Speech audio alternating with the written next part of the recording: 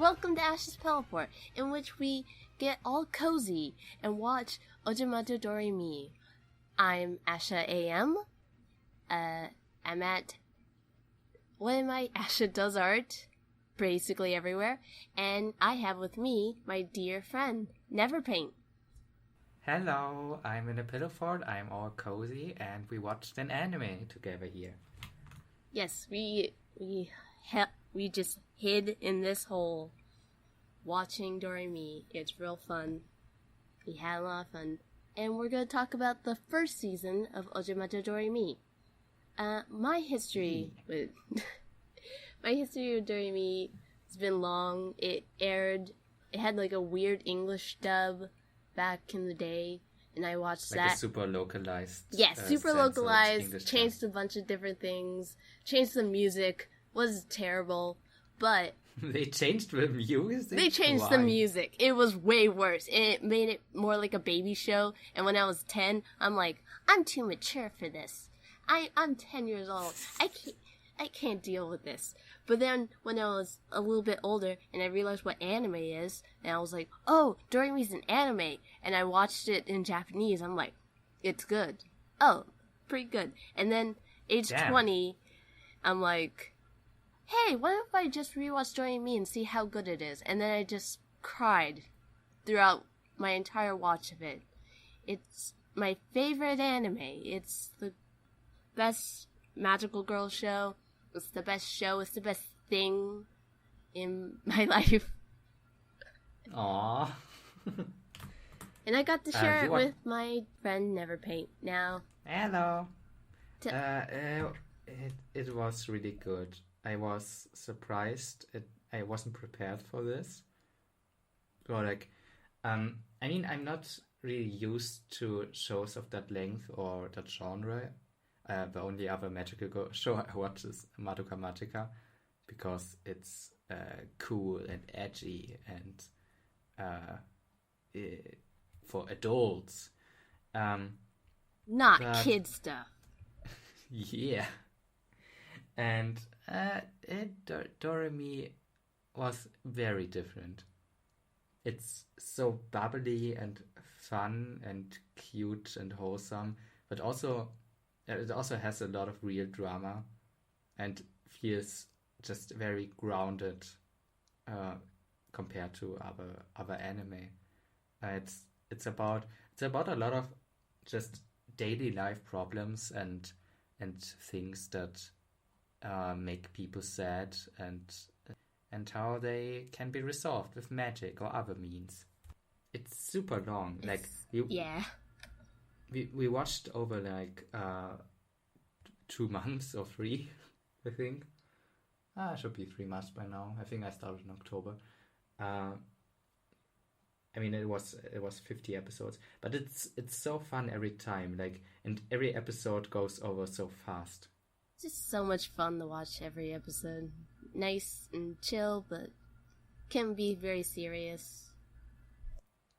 God, what do we even talk about first? I want to talk about the background on Doremi, because it's interesting, because Doremi came over a year after the production of Sailor Moon. And with Sailor Moon, it's super successful, but it was like a mess of production, because with Sailor Moon, it's an adaptation of a manga that barely started. They were starting pre-production before the manga was starting to come out. They didn't even know the personalities of characters. They did Sailor Mars is a completely different character in the anime, because I'm assuming because they did not know what her personality would be yet, because the manga author did not figure it out yet. So they had to make something up, and they made her into this hothead, and then the manga, she's kind of a deadpan weirdo because she's psychic, and it's really weird, because I always assume that anime get made when the manga or the source material is very successful. In this case, it just started. Yeah, sometimes with manga, they'll make it simultaneous with the beginning of the manga. Cutie Honey came out Cutie Honey the anime came out the same day as the manga. I think they also did the same thing with Devilman. Interesting. Yeah. So Doremi was kind of like a response to Sailor Moon, with it being like, instead, they're like, okay, let's take the good elements of Sailor Moon, but then not adapt a manga that will be like hell to like try to like stay back enough so that don't catch up to the manga, but then also make up a bunch of stuff, but don't contradict the manga. So with Doremi, they can plan things out and have it like neatly just prepared ahead of time. And good things that come with making an original show. Yeah, you can and pace it after your own rules. Yeah, and they like wrote. I feel like they wrote the first season with the idea of it being like, if they couldn't finish it, then they'll just leave it like that. What is a Doremi even? It's about a girl named Doremi, and she finds out that a shop owner is a witch, and she reveals her identity and turns her into a magic frog. Yeah, that just happens when you call out a witch to be a witch, because apparently that's how the world works. They just turn into witch frogs. You'll find out more about that in later seasons, but Doremi has to become a witch apprentice to become a full-fledged witch so she can reverse the curse. Yeah, and pretty quickly, like, more characters get introduced, like Doremi's friend Hatsuki and in episode 3, Aiko, who's like a transfer student, and they all become witches too in episode 4, I think. And from that point on, it's just this witch trio who work at the witch shop and try to become witches. Basically, they have to go through a series of exams in the witch world. They have to like make different tasks and succeed and rise in levels, or like I mean they get. It's a little weird because it starts with the highest level and gets to the lowest.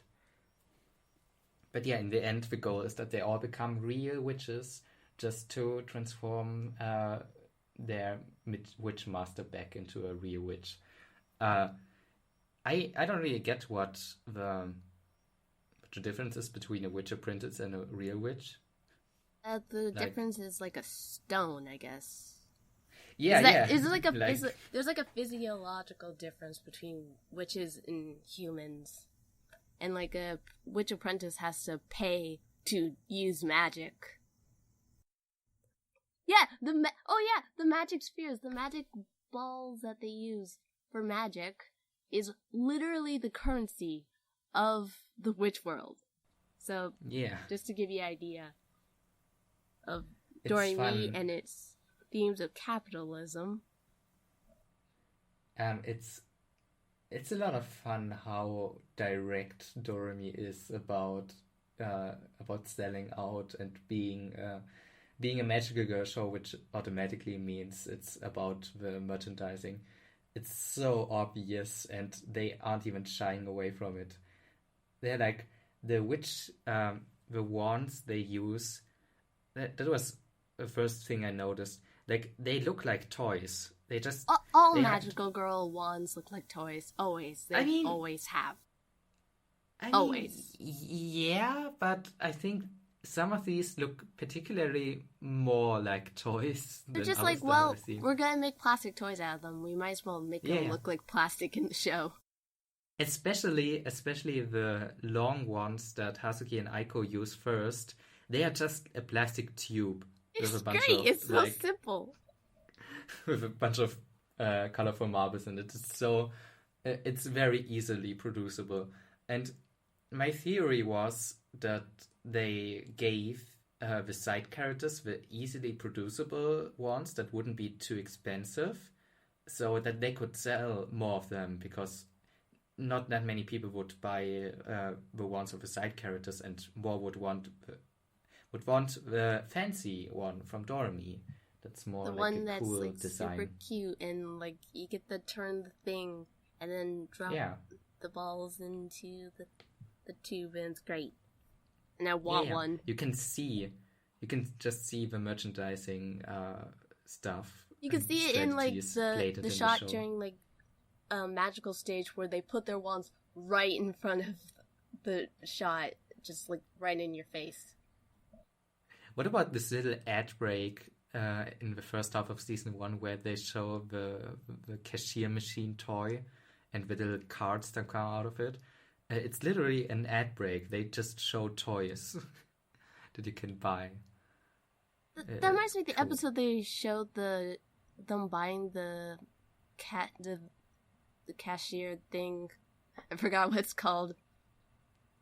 And yeah, they were like hard selling it to like Doremi and the girls, and they're like, "Can we have it, Majorika?" And it's just like, fine. It's fine. Great. Damn, that's like, that's clever. I also like how straightforward the show is with it, like being a TV show.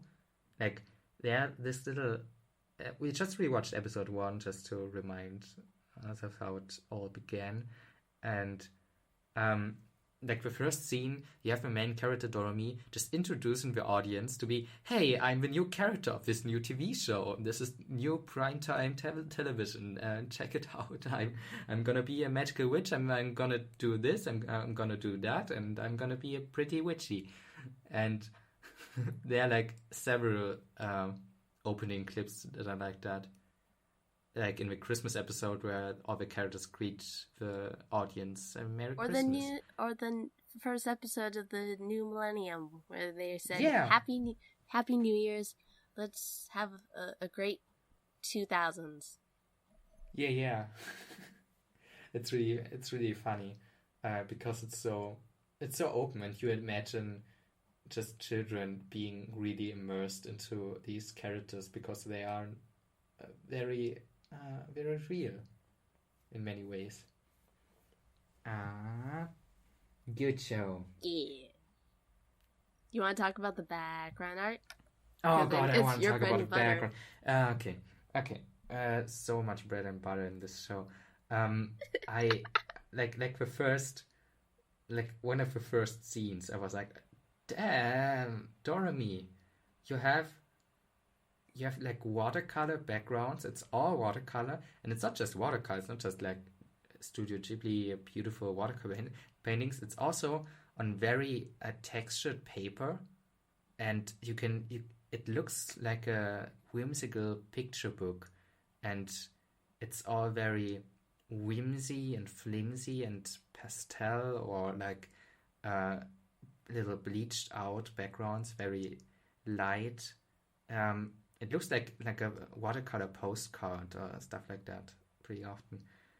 And not only that, but the backgrounds are either really detailed, like the MAHO do, and every time you see a room of a character, it's very detailed. You see all the stuff on their shelves and their clothes and that. And it's like if the backgrounds aren't extremely detailed, they are weird and distorted and abstract. Especially like the school looks like a weird postmodern building, and oh god, the witch world that's just like a Salvador Dali painting. It's a pretty blatant reference, and it's weird and twisted and whimsy.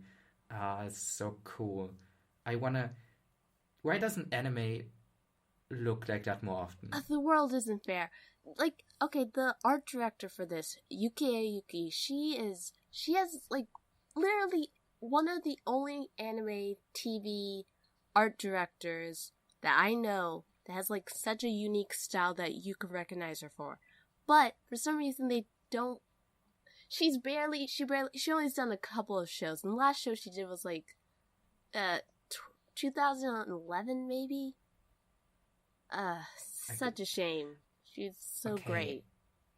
But like, I mean, characters, the backgrounds like changed also pretty often. I feel like there weren't a ton of reused backgrounds because I saw like new backgrounds almost every episode, and I would assume that making backgrounds for like a TV show that's coming out like weekly, on a weekly basis, and making watercolor backgrounds for all of that, it's gotta be really hard to keep up with that. Yeah. Well, for backgrounds, you have like a whole team. There's like a whole studio that you know, you have art directors, like main background artist who does style, and then a bunch of other artists working with. And actually throughout the series, it switches between her and her husband, Shinzo Yuki, who also can like mimic her style pretty well. Ah, I see. That's cute. I know, it's adorable. No, I definitely wish more anime had like beautiful traditional painted backgrounds nowadays, but yeah, I still have 150 episodes of Doremi left for that. And a movie, and 2 movies, and an OVA, and a third movie on the way. Oh my god. I want to see it in the cinema, and it won't come to the cinema. I know. Because it's so sad. Can we talk about how Doremi is not popular enough? It's like, definitely not. It's definitely not popular enough. But back when I was like really obsessed with it, I felt so alone in loving Doremi. And recently, I'm seeing more people like appreciate it, and I'm really happy. But you know, still Doremi underrated. Yeah, definitely. Like in the last year or so, I saw like Stan Huxtable talk about it, and some other people on Twitter. And it's a little more in the public consciousness right now, but I had never heard of it before that. Like, it's nothing I see on conventions, or like. Even like you see like Sailor Moon around everywhere. You see Cardcaptor Sakura around, but like Doremi is such a weird and distinct thing and style, especially in the character designs, that I would have recognized it everywhere or like remembered it. But it's just not that popular. I mean, I get it because I think it's because it's kind of looks like a childish show. It's like got these very round, cutesy designs. It comes off as kind of babyish in comparisons to like Sailor Moon and Cardcaptor Sakura, which have a lot more cool appeal to people. Yeah, I mean, Sailor Moon and Sakura are very pretty. They are very like, and also not that much animated, I have to say. Like, they have these very detailed character designs. And they're also like the character designs, action shows, so yeah. True, Doremi is not an action show at all. Like, it's pretty rare that there's actually action. But also the character designs are definitely something that make the show a lot weirder for like the general anime fan, because they don't really look like anime characters. Like, not like usual anime characters. They have very weird proportions, and like these weird hands, big hands, and big shoes. They're more like cartoon, like more Western cartoonish, but also not really. They are very unique, and I also thought that the character designs were very weird first, but then I watched the first episode and I just saw how Doremi moves and how these designs are animated, and they make perfect sense. They are wobbly and stretchy, and they make the weirdest expressions. You can get so many gifs out of Doremi, so many reaction gifs. It's really good and funny. Kyoshi, the character design is great. I think he's the character designer for My Hero Academia right now, and god, there's so many things. He did Heartcast Pretty Cure. What else did he do? Why did I forget immediately? I mean, okay, he adapted the character designs. Yeah, he's for My Hero, because it's a manga. No, he's a great animator. He's a great designer. and his kid designs are always silly and fun. Oh, there are a lot of silly and fun kids in this show because it's a show about kids. It's really about children. Oh man, about grade the schoolers. designs of the classmates, they all have like slightly different skin colors and like different silhouettes, different mouths, and very different eyes and heads and bodies, and it's cool. I do have to say the witches all have pretty similar faces. I would say like similar eyes. Because the main characters, they are like, or yeah. I mean, they are like these color-coded, pretty anime girls. But the classmates are very diverse and different and fun. Yeah, they probably did it for marketing reasons to have each of the girls kind of look, of course, similar in type. It's a chill out show, definitely. They are. Like mech shows are a total thing. Oh, sorry. Go ahead. Yeah, no, of course. I want to talk about what the show is about. And the show is mostly, I mean, I counted. Most of the episodes are what I would call classmate episodes. And they're like, I counted 17 in the first season. And the class has like 30 students. And it's just that, like, all the classmates are actual characters that appear in like episodes in the show and have some kind of personal struggle or problem that the main characters want to resolve, or they want to help them in some way. And it's really cool because normally in every anime you have like this class of non-characters that are all brown haired, and then you see the main character with their pink hair. Yeah, background Chan and classmate guy and all of these. And in this show, I mean, like I said, the main girls kind of stand out too with their colored hair, but the others are also weird and distinct, and you remember most of them like in some way because they all have a little story and a little drama behind them. There's one girl that's like that wants to become a wrestler and has like a wrestling idol. It's Mutsumi, and her love of Candy Ito. And then there's a boy that's a fan of Godzilla movies, and there's a musician boy, and this one girl that has a friend in like a Mongolian friend or something, yeah. And it has like a whole episode about that, and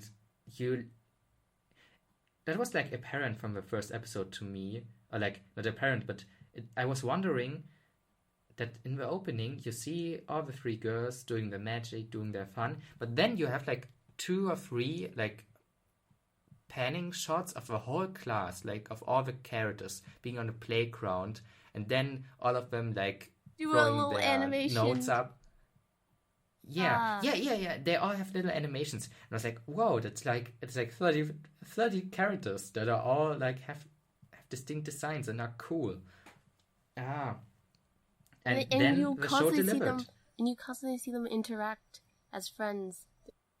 Yeah, even in episodes where they aren't featured, they are still there. It's not like one character appears and then disappears forever, but they are part of a class, and it makes a lot of sense. And sometimes the show is about the entire class, like in the episode where it was about choosing the class representative, and if like this whole election plot going on with all the characters arguing and interacting and forming teams. And there are also like sport festival episodes, and the one where they all, the one where they one of the final episodes where they find out that the main characters are witches, and they all have this chain reaction of them telling each other. And it only makes sense because you have established this reporter girl before that's like gossiping all the time, and she finds out and she tells everyone else. And because the characters that the are one character just didn't care about the situation because it sounded too stupid. Yeah, he is cool. That's Trumpet Boy, right? Yeah. yeah, he's cool. He was one of the earliest characters. He's one of like the main classmates that gets more than one episode. Yeah. Also, blonde girl. What was her name? Tamaki Reika. Reika. I was under the assumption because I saw like posters and stuff of characters of later seasons that there are like some blonde girls among the magical girls. They assumed that Reika would become a magical girl one day. Oh god, if she became a witch, I don't want to think about that. I mean, it feels like it. I mean, she feels kind of like Diana Cavendish. She's like so opposed to the main character, but at the same time, she has like she has a soft side and her own struggles and problems with being rich. Struggles of being rich. Yeah, you know, you get so much from your parents, you don't even know if they really like you.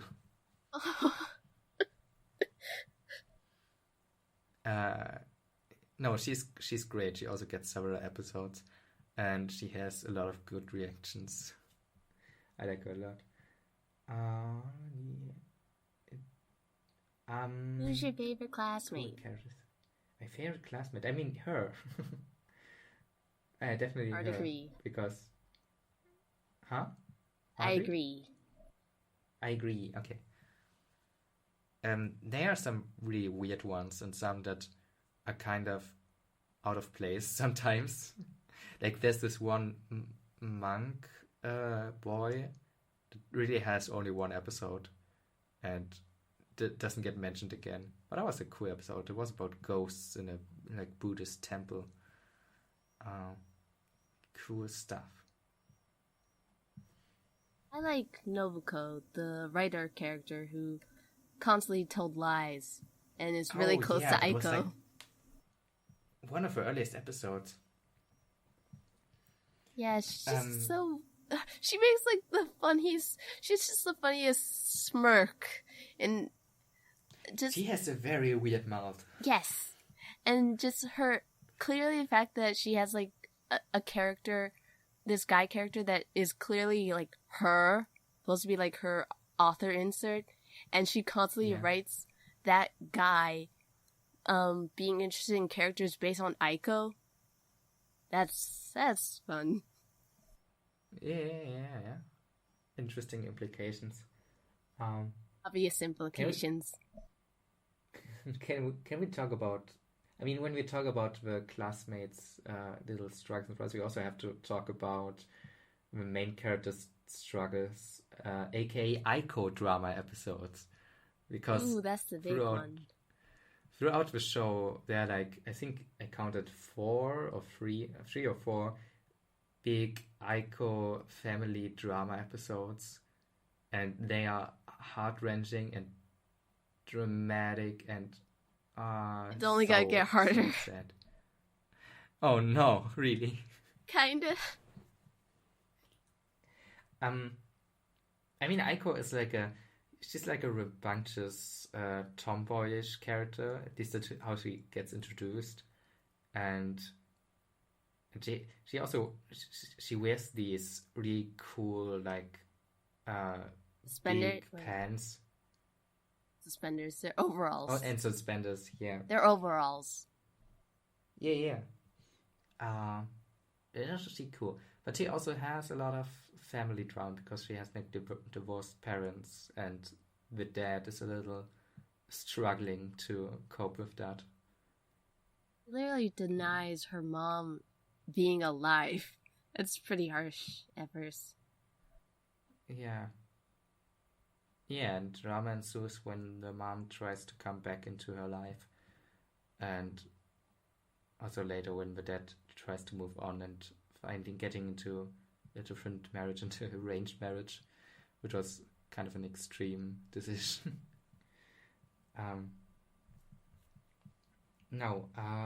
Aiko is really cool. She got a lot of focus in season 1. I kind of wish we had more time with Hazuki. Because, I mean, it was like teased in one of the early episodes that her parents are very controlling, or like her mother at least, and we didn't get a lot of like Hazuki episodes. We had the one where she the thing with her dad, who's a filmmaker, and that he never had time for her. That was an episode. But I wish there was more. I think it's because her arc is kind of small. What do you mean? What I mean is Hazuki, it's kind of simple, and they only kind of finish it in the last season. Okay. It's because it's kind of an easy conflict to fix, which is just confronting her mother. Yeah, I mean, Aiko has way more problems. And Doremi doesn't really have problems. Doremi's focus episodes are just that she wants to... fall in love with a boy and confess to him. She has 3 or 4 crushes in the show. Or more. Could be more. And it's she always gets her heart broken. But she also doesn't really care. She's very flimsy about that. It's a fall in love for realsies. That's what needs to happen. Can you tell me, will she ever find love in the show? Or would that ruin everything? No. Okay. Won't tell. Not like Doremi. Her little sister has a lot of boyfriends. Well, her boyfriends are great characters. I love them. I love Pop so much. Pop is great. She's definitely one of my favorite characters of the show. She's only 5 years old or something like that, while the main characters are like 8 or something, right? Like 8 or 9. Yeah, that's about it. And Pop is like a small child, but at the same time she's way more serious and responsible than Doremi. She gets stuff done. Especially after she becomes a witch. Sorry, Doremi spoilers. If you're watching this, I expect you have seen all of season 1. At least an episode. Want to talk about the arcs the show goes through? Yes. Which arc do you want to talk about? It starts, I guess, in the introduction where everyone becomes a witch girl, and then it goes over into just some classmate episodes. But I mean, the general thing over the whole show is that they want to pass their witch exams one by one. I think there are like 9 of them, right? Yeah, but then they skip a bunch. Oh yeah, they skip a bunch sometimes, and sometimes we also fail one and have to try again. So yeah, it's cool. It's like almost like a real school setting. For all the witch problems, the witch exams are built around like problem solving and empathy, which it's less about your inaptitude at doing magic. It's about figuring out solutions using magic as a tool. Yeah, there were definitely witch tests that had nothing to do with magic. One of the witch tests was like a talent show. I think last one or something. Was it the last one? Or one of the last ones? The last one was getting someone doing something nice for someone, getting them to say thank you, and doing magic. Doing magic to help someone and then them saying thank you. That was also cute. But I'm talking about, I think, the second to last one, which was winning a talent show, and they ended up making like a weird little finger magic trick that's not really even real magic, but all the witches totally loved it, and so they like got through that exam. That was cool. One of the things that happens, like I think in like middle of season 1, is that an antagonist character gets introduced, which is Majuruka, the like evil antagonist to Majurika, our witch, and she does evil things. I don't remember exactly, but I think she had like some kind of bad item that she would sell to people, and then they get unlucky. Oh yeah, and she also there's like this whole thing where she buys the magic shop they are working in, because for some reason owning this specific magic shop makes you the next witch queen. Something. It's implying that vaguely. It's confusing because later on they change it completely. Okay. Yeah, that was weird. That was like a weird tension the show got on and then kind of dropped again. Yeah. So after that, want to talk about Machuruka?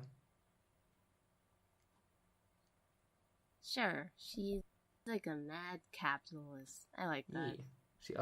She has like a fairy that looks exactly like Lala, the fairy of Machuruka, but she has like a darker skin and a different outfit.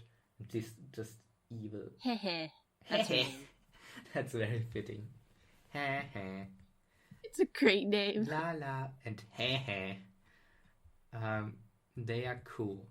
And also she has like these two lackey characters that are like a rat and a mouse and a rat transformed to beautiful customer service people. That makes a lot of sense. No, she's really cool. And she also gets turned into a witch frog.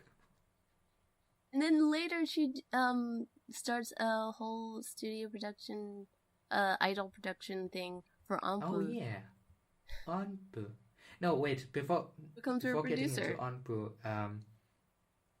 the next thing that happens in like the overarching plots is that they become something called Pure Lane something. Whatever that was, whatever that meant, but it was like it's basically card. They became card captors. Yes. A mystic adventure. And they have a little computer with a evil wizard creature inside it. Called Oyajide. Yeah.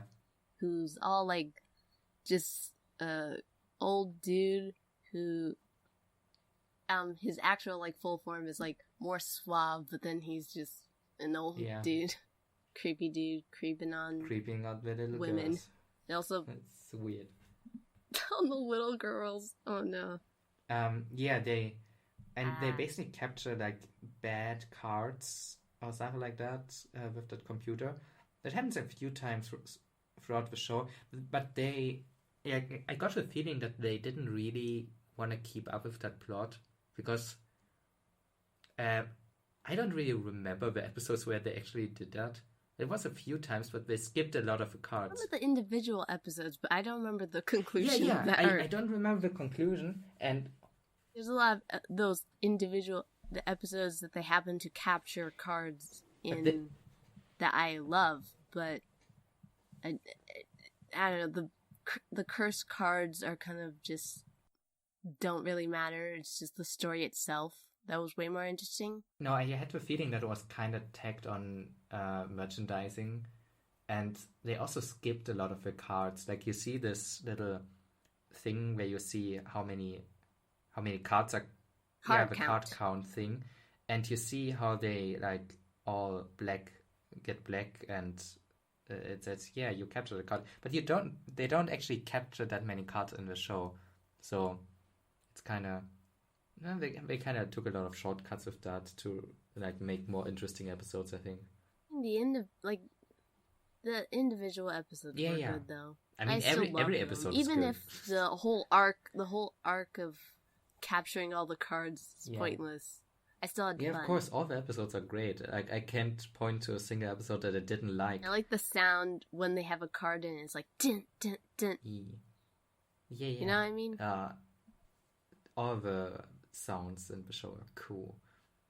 Also, all the music is amazing. I want to talk about the music, but not about the music thing I want to talk about, so about the music. Sorry, I keep distracting you. It's okay. The musical theme of Doremi is kind of confusing me because it doesn't make a lot of sense. Like, okay, Doremi is like called after Do Re Mi Fa Sol La and so on, Yeah. I was never in a music school.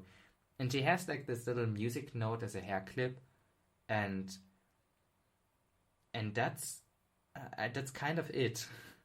Also, which stuff is kind of themed around music. Like they say in the first episode that the wands are like musical instruments, and that you sing your spells and stuff like that.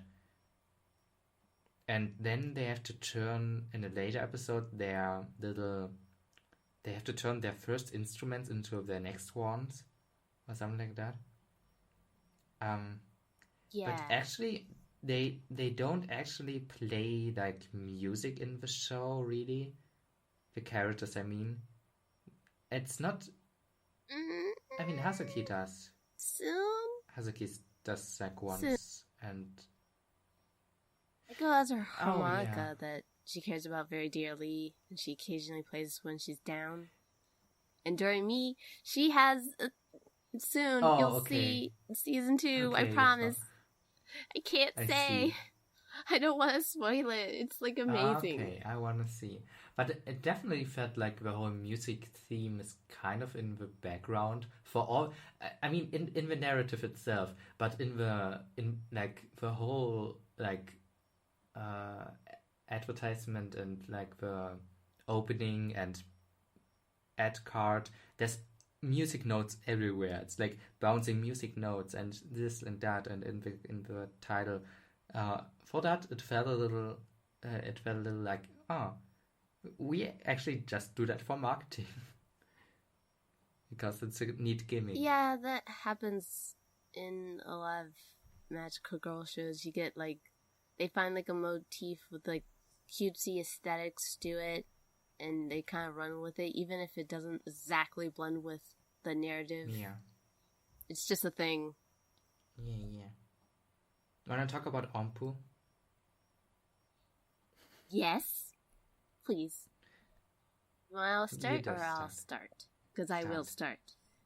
Ompu is a child idol who joins the class halfway through the year, and she's very mischievous, and she's also a psycho apprentice.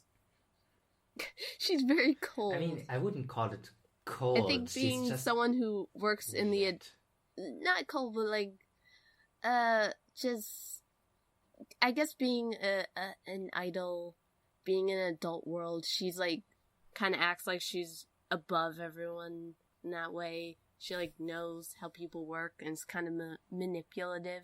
Definitely, but she's not bad in like I'm being malicious despite you. She's just like, I just want to get what I want. Bye. She's fun. Really fun, but also something in her eyes just disturbs me. It's because she has no pupils. She has no pupils. Just got pure shoujo eyes. She has giant, weird, glistening shoujo eyes. And the way she acts is disturbing and kind of weird and cruel sometimes. She also has this whole thing that, I mean, she's like the witch prince of Machuruka, the former antagonist. Basically, she's not really an antagonist anymore at that point, not the way she was before. And she has like this kind of antagonistic but also kind of friendly relationship with the characters.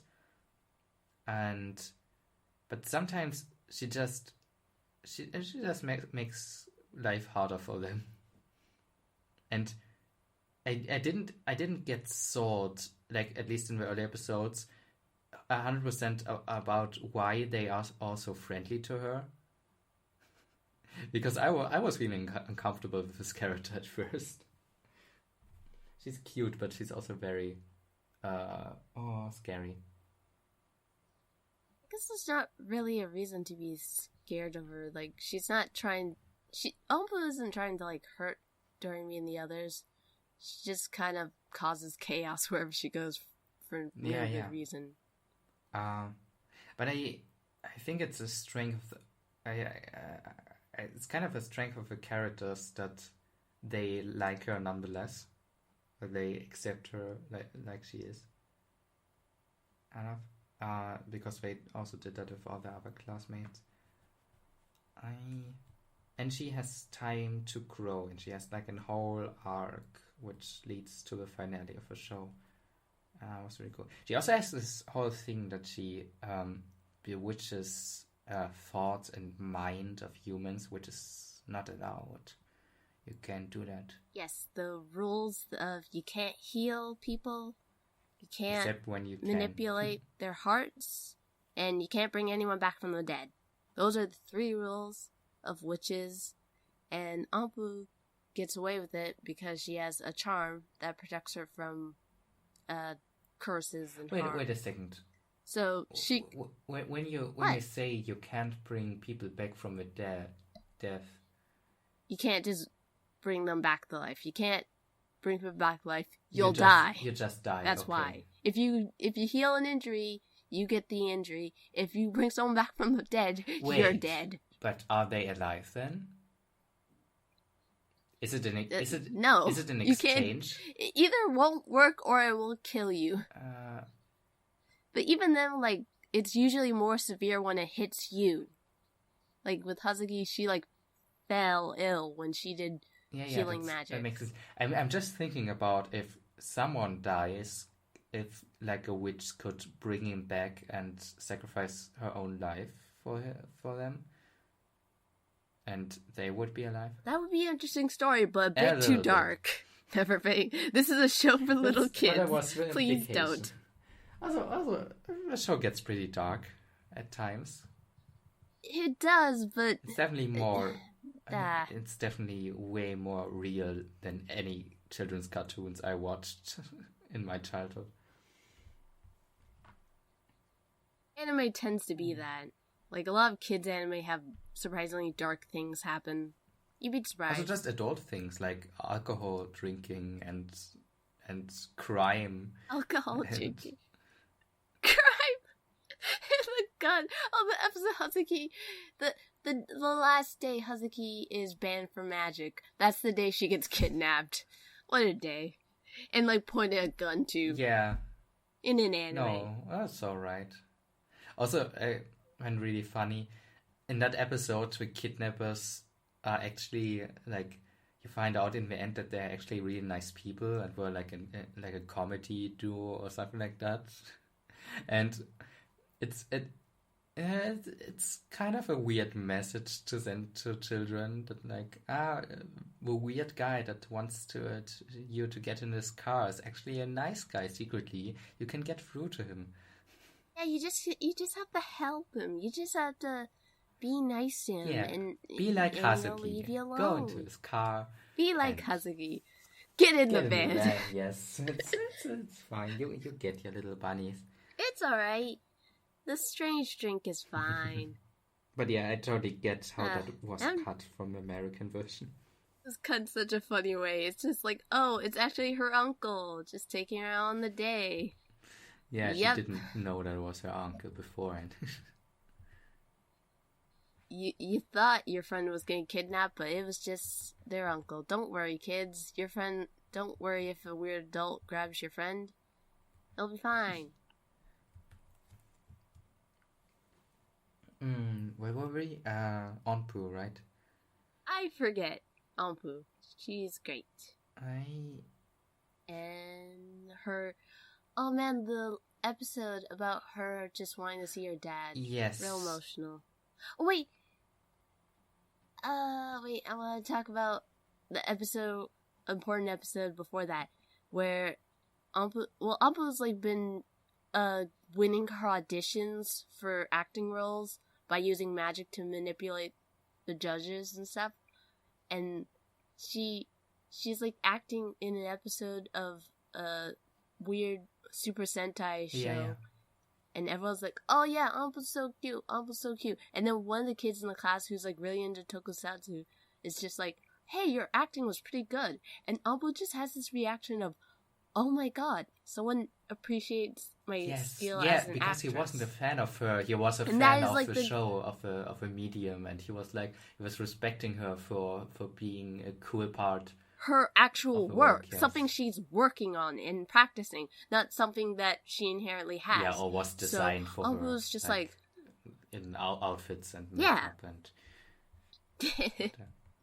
and throughout the rest of the series, it's about Alba being more passionate about acting and taking Wow. pride in her work. that's cool. And I want to it's see more of that. Really, There was a lot of And- media and filmmaking themed episodes. There was like the whole direct, like Hazuki's dad is director episode, and like a Godzilla episode, and the Super Sentai episode.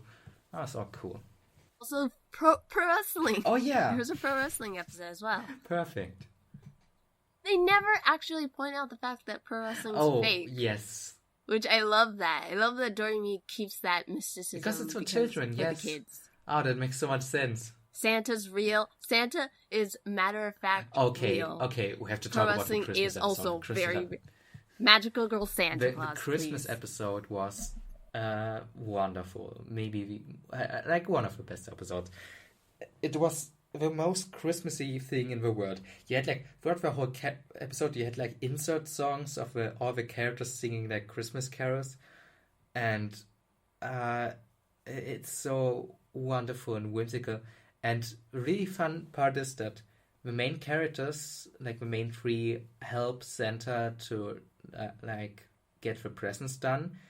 But Bubble and all her boyfriends are searching for Santa throughout the whole episode.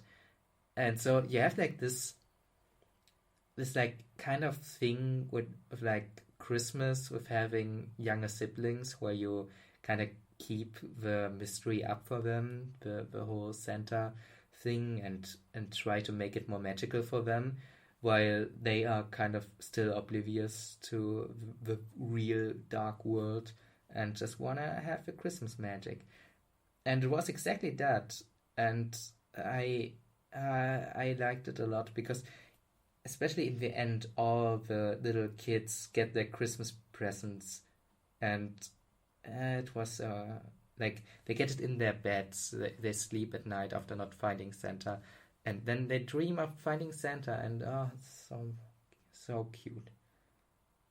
There's multiple Santas. Yeah. It's for one That city. makes so much sense, and I like when media does that, because that's not the first time I saw that.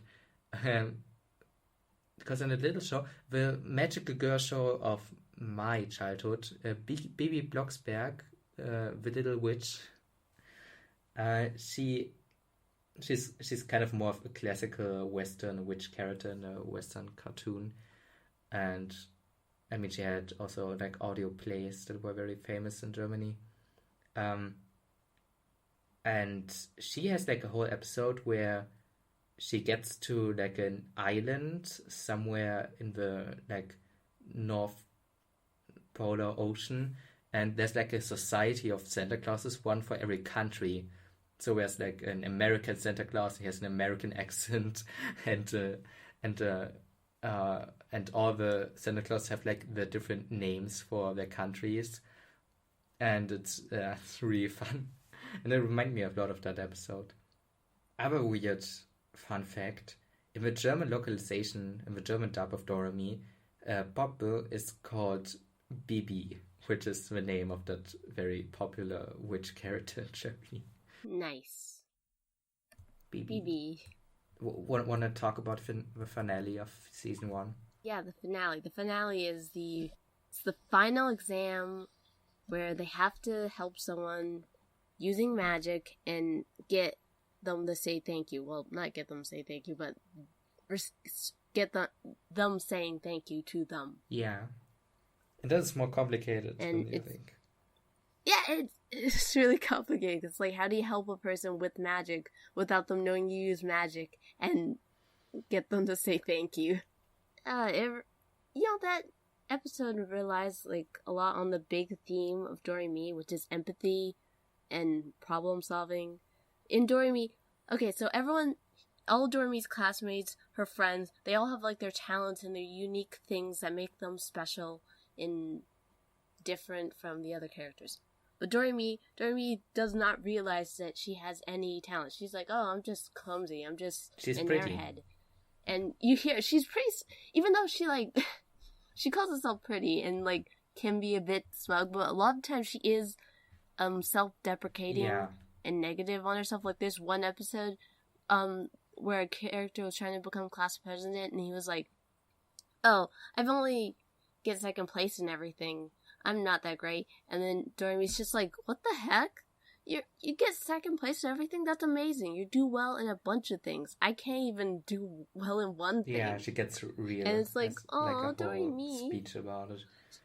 But she is good at one thing. She's good at being a good friend. She's very empathetic and kind and has a big heart, and she doesn't realize it, but throughout the series, she's constantly developing her skills in empathy and helping people, and that pays off hugely because she has this like huge group of people in her life who care about her. So even when she is most depressed, she's gonna have this like giant network of people just worrying about her. Definitely. And the whole giant network gets activated in the last episode where they find out, or like they hear that they got kidnapped by witches. They got kidnapped, even though it sounds like the silliest thing in the world. Everyone's just like, what the heck? No, we have to go save them. Yeah, and like all the parents and the whole class like run through the city in night and tries to find them. It's... Oh, I love how close-knit the classmates are.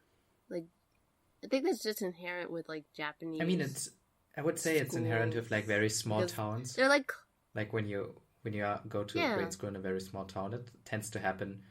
I wouldn't know. I live in a big city. I mean, when I went to school, I lived like in another town, and so I didn't really have friends from the same town there. It was also not good. But yeah, I think it kind of happens when they all like on walking distance to school. It's like a very tight social network. Yeah. But with like this episode where they what was it? They like pass their exam and they're coming back from the witch world and get caught.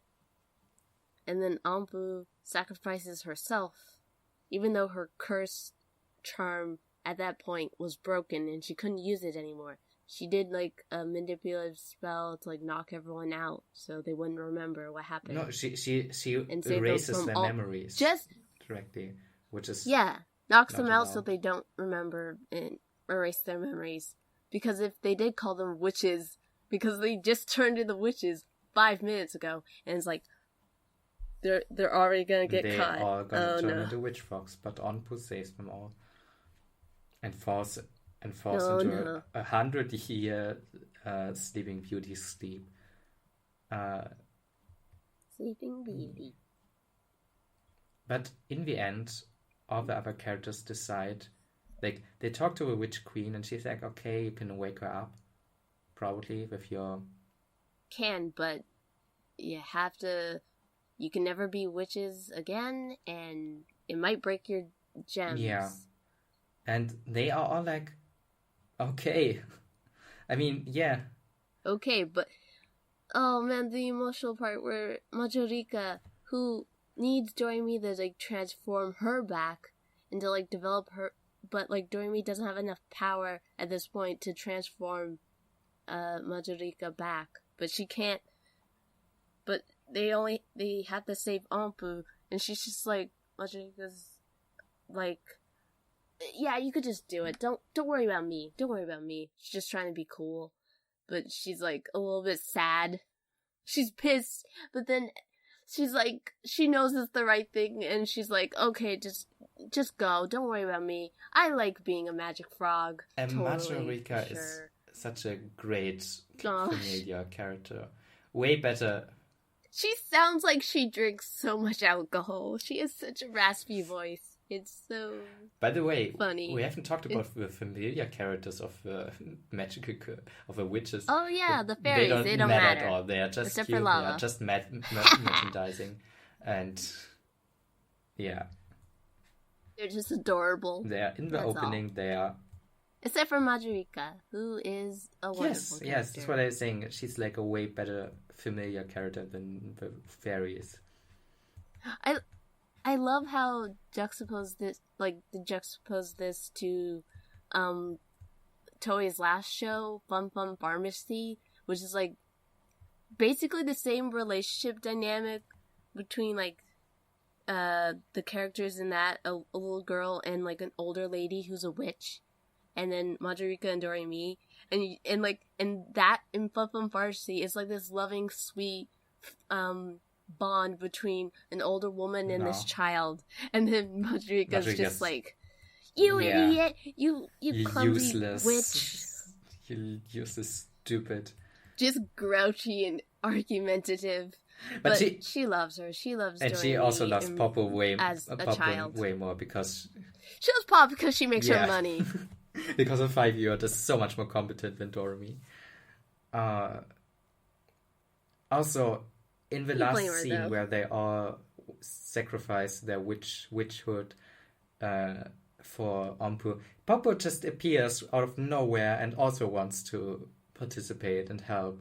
And that was such a cute moment. Because of course. Oh, that got me. Of course she would.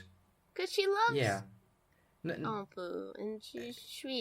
And because she's such a responsible, like, earnest character. Like, I think she wouldn't want to be the only witch of the group anymore. Like, she knows that it's important, and she does that. Pop is cool. They are cool. They are all great characters. There are no bad characters except the fairies and the weird wizard guy. Perfect. 10 out of 10. Perfect. 10 out of 10. If the show ended right here, like, it was... Yeah, the show was, like, made that, like, if they had to end it after season 1, it would be kind of satisfying as is, but knowing that there's much more to come, and that this season is just the solid building ground for what's to come. There's just so many great episodes to come, and it's all because Doremi, like, built this solid base of, like, interesting classmate characters, interesting world, these very long character arcs for, like, the girls, specifically Aiko and Ompu. Asha, I'm hyped. I want to see more. Fun aesthetic. It's such a fun aesthetic, and the art style gets better. The animation gets better? How? Okay, well, maybe not better, but like it's more... The character design specifically get more solidified, and they experiment more and do fun things. There's constant fun animations, Doremi. I love it. What you said that the show could have ended here, I agree. Also, like in the thematic way, because in the end, when they lose their witch powers, presumably temporarily only, they are talking about like, yeah, it was pretty cool being a witch, but in the end, we still have each other. We don't really need magic to solve our problems. They just summed up what was, like, the big point of the series, just in case. Like, if the show was unsuccessful after one season, it's like, okay, we can end it right here. It's true. Honestly, in a lot of episodes, the magic part kind of felt tagged on too. Like, when it's just about resolving some personal issue of some classmate, it was often, let's use magic, because that's more convenient than talking to him about it. Or sometimes it just felt, okay, we really need one transformation sequence, or at least 3 in this episode, no matter what the topic is. But, I mean, of course, it's great marketing. Great transformation sequences. Doremi is great marketing. It's perfect. It's a good show. It's incredible, and like extremely high quality, but it's also well marketed, and it's not ashamed about it. It's very honest. Unlike me. Itself. What do you mean? You're not good at marketing. I know, that's what I meant. Unlike me, it's not ashamed of marketing. You know, we can change that. I'm sure we can. If you listened so far, dear listener, we were already successful. Yeah. Doremi, one of my favorite anime now, probably. Yes, I did it. I mean, I don't have like a solidified ranking or anything, but when I think about the shows I think about most right now, it's definitely Doremi, pretty high up there. It's cool, and I want to see all of it. And you should too, if you haven't for some reason. Yeah. Any final words? Doremi Pasala Titel is good. Pirika piralala, fa mi fa mi fa. That was my favorite spell. Fa mi fa mi fa. Oh, the other ones were so complicated, but I could learn this one. I can't even do Pop's one, but I love that one. Yeah, and Hazuki's one was like, what does Hazuki's one? It was like, wipe, wipe, wipe, wipe, wipe, wipe, or some weird stuff.